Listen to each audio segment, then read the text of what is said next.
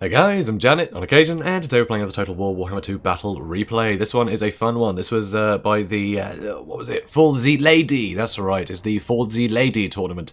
And this is a Gobbo King replay. For some reason he's playing as, under the name Sons of Sigmar, despite the fact he's playing Greenskins in every single match he's playing in this tournament.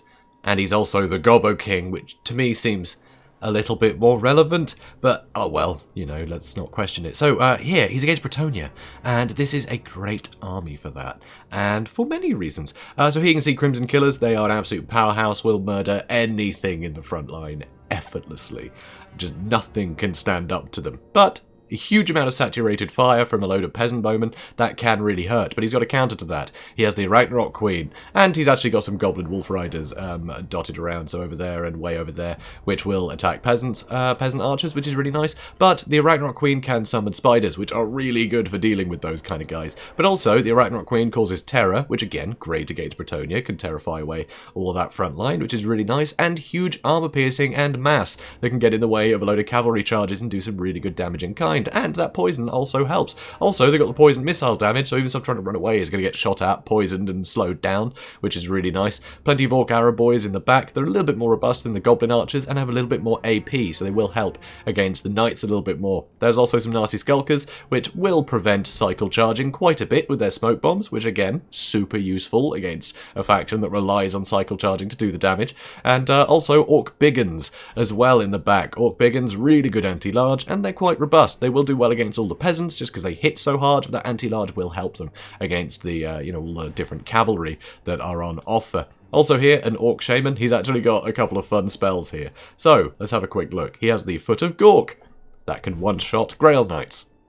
It's always useful. Also, here we go, plus 44 melee attack, just turns anything into an absolute powerhouse. And yeah, if you time that with a smoke bomb, then whatever gets caught in the smoke bomb is going to get chewed to pieces by whatever is buffed, which is lovely. Also, Fist of Gork giving magical damage as well as big attack and defense buffs. So the magic damage will help negate the physical resistance of all expensive things like Grail Knights and Pegasus Knights and all the rest of it. So really, really good accompaniment there. And also a Night Goblin War Boss, which you think, he's never going to be able to fight, you know, King Lewin or anything like that. He's going to get run over and murdered so easily. But he's actually really useful here because he has the Tormentor Sword. So the Tormentor Sword, minus 26 melee attack, brilliant. That's really good, obviously, but it stops people moving for 9 seconds, and that can be enough to stop a cycle charge and retaliate with a ton of stuff, whether it be the Foot of Gork, Archers, the Ragnarok Queen charging in. There's so many ways to capitalise with that. So it can keep him safe as well. He can use it defensively or offensively. So super useful, and he does have some pretty good armour piercing, so it will help as well.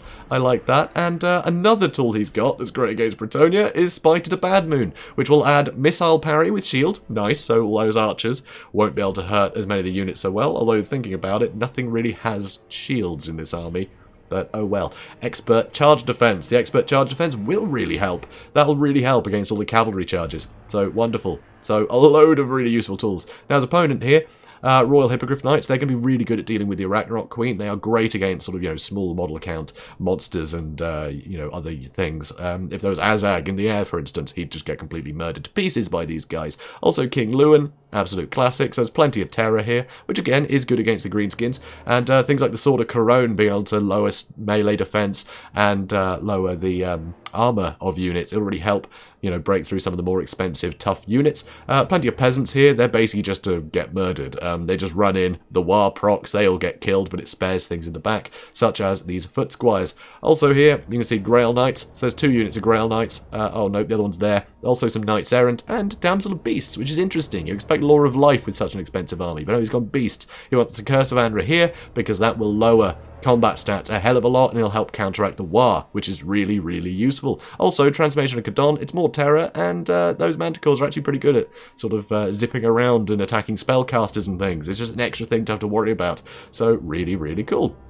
So I really like this army as well. There are some peasant at the moment, but only the 1 unit, which I think might be a mistake, because Black Orcs, you really just want to keep shooting at them to whittle them down, because they're just going to murder anything in that front line. It's tough. I mean, you can cycle charge them though. I mean, Grail Knights can keep cycle charging, but when you've got a ton of things like nasty Skulkers in here, and Tormentor Swords, and being able to summon spiders behind anything that charges in, there's a lot of different tools here for slowing things down, so it's kind of tough. It's kind of tough. But hey, hey, it's a lot of fun, and that's the main thing. So, as you can see, the Goblin Wolf Riders are getting into position. Some Archer Fire on the Nasty Skulkers, not a bad initial target, because they're going to be a problem. Just the amount of sort of damage they can do indirectly with those smoke bombs. It's well worth getting some kills into them nice and early. So here you can see King Lewin is actually getting shot at quite a lot. He's suffering a lot of damage.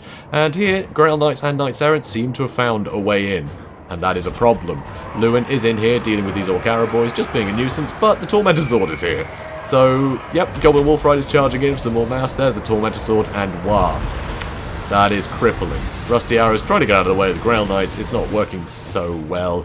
These Orc Biggins probably should push in. But as you can see, the front line, obviously the Crimson Killers just murdered all the peasants quite happily. They're going to kill some more peasants here. And all the foot squires are moving towards them. These Black Orcs are having a fine time dealing with these peasant mob. But the Royal Hippogriff Knights charged in too, and they've got some good armor piercing. But they are taking quite a lot of damage in here in prolonged combat. And King Lewin almost died. He almost died in that engagement. Luckily, he was able to squeak out. Rusty Arrow's getting terrified, sort of Karon, limiting their effectiveness here a little bit. But, this is still a big blob of stuff. Grail Knight's in here, being a real nuisance. And here, there's the Curse of Vandra here. So suddenly, melee attack is a lot lower. And that is very, very clever. But he's not looking to kill them in melee. No, he's not. He's really not. That's what he was looking for. So those units, the Grail Knights, basically wiped out. Absolutely incredible. Here you can see Crimson Killers, 116 kills. That's kind of insane. I mean, mostly peasants, of course, but they are starting to chop through these foot squires too. So that is pretty great. Over here you can see the Royal Hippogriff Knights and the Damsel Beast. They've been accosting this shaman for ages, but they're not very good at attacking something really small like that. He just keeps getting knocked over. Looks like he's about to get a spell off. Did he manage it? Hard to tell.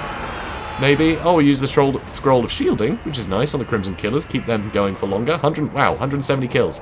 That was quick. They killed another 50 since we looked at them. Anyway, Feral Manticore being a pain.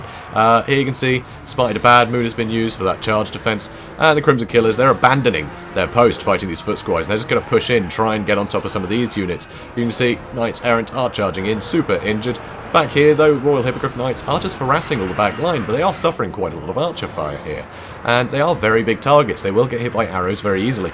So, Foot Squires still trying to do what they can. Crimson Killers, 200 kills now, of course. And these Black Orcs and Nasty Skulkers, they can ignore the front line now and start pulling in. Over here, you can see the Goblin Wolf Riders, completely unaccosted, but they're able just to chase down anything that might be fleeing. And now, attention has been dropped from the Orc Shaman, considering how much of a threat everything here is. So the Orc Shaman should be able to rally soon, which is great, but even if he didn't, he's wiped out a unit of Grail Knights already, so he is more than paid for himself. Over here, though, Night Goblin War Boss under attack by basically everything. There are Grail Knights in here, Royal Hippogriff Knights, a Feral Manticore, and King Lewin. But these guys did get smoke bombed. All these guys got smoke bombed. Sadly, not Lewin.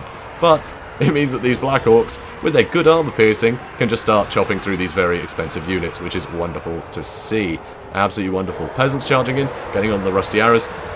Really good use of peasants. If they can do that, go for it. Knights Errant getting whittled down. Once again, Sword of Karon has been used. But yeah, Ragnarok Queen still totally healthy. And a lot of other units for Bretonnia are looking a little bit knackered. There are still some Royal Hippogriff Knights in here, though, that are doing fairly well. That Manticore still causing problems. But yeah, these Hippogriff Knights are pretty whittled down, and the archers are able to start shooting again, which will hurt. So another Feral Manticore has been summoned, which is definitely a bit of a nuisance. So not happy with that. Royal Hippogriff Knights look like they might be able to start getting out, but Goblin Wolf Riders are causing them some problems. They are really slowing them down, keeping them from taking off. Spider Hatchlings with their poison as well, keeping them pinned. Now the Biggins are coming in here. That's a real problem. King Lewin has been suffering a huge amount of hurt thanks to the Ragnarok Queen, and that's suddenly a lot of things are starting to break. They're all looking a little bit iffy right now. Yeah, this is looking great, but Night Goblin War Boss is nearly dead, so you can see Grail Knights are charging in, but there's a Tormentor Sword before they get the charge, and if they don't get the charge, they don't perform half as well. The Ragnarok Queen charged in here, get back here, keeping everyone's leadership nice and high. So these Black Orcs about to return. I mean, peasants are trying to come in here and help, but it's not looking great for them. Lewin back here trying to deal with the Orc Arrow boys, but Spider Hatchlings are chasing him down, which is pretty wonderful to see. Goblin War Boss has managed to escape again. That Feral Manticore, for the most part, being ignored. And these Royal Hippogriff Knights are really struggling. They've actually been broken, and the bounce power is slipping far too much in the favour. Oh, there's a smoke bomb too. Yeah, there's army losses then. It's now just the Manticore. So that's That's game. There we go, Pyrrhic victory. Beautiful, absolutely beautiful. Just had all the tools he needed to deal with Bretonnia. So many of the abilities were perfect against Bretonnia, and that's kind of rare. You know, usually you see a lot of things that are just sort of, you know, quite cool spells, you know, useful generally for like a good balanced, robust army, but no, everything here, everything that was brought in this army was just brilliant against Bretonnia. It was able to deal with something that Bretonnia had to offer. It's just a perfect counter. I mean, Greenskins, they tend to suffer against a lot of heavy cavalry and things, but just this total mix of slows and nets and, you know, summons and very light units that can chase down the fleeing peasants, really stocky infantry that can't really be focused down because there are, you know, other threats running around that need to be taken care of. It's just beautiful. Beautiful synergy between this army. Just so many tools. So many tools at got Son of Sigmar. Like, why Sons of Sigmar, Gobbo? Like, just you're playing as the Greenskins here too, but whatever, you know, each their own. But yeah, this is absolutely wonderful fight, and just textbook, absolute textbook. I mean, here Tancred, he played a great fight. He did a very, very good number on a lot of the Greenskin units, but you know, Royal Hippogriff Knights, they weren't able to get purchase, you know, on that Ragnarok Queen. There were too many little threats running around. All the archers kept rallying. There was so many infantry running around, and that front line just buckled. So any numbers advantage he could have gained was gone.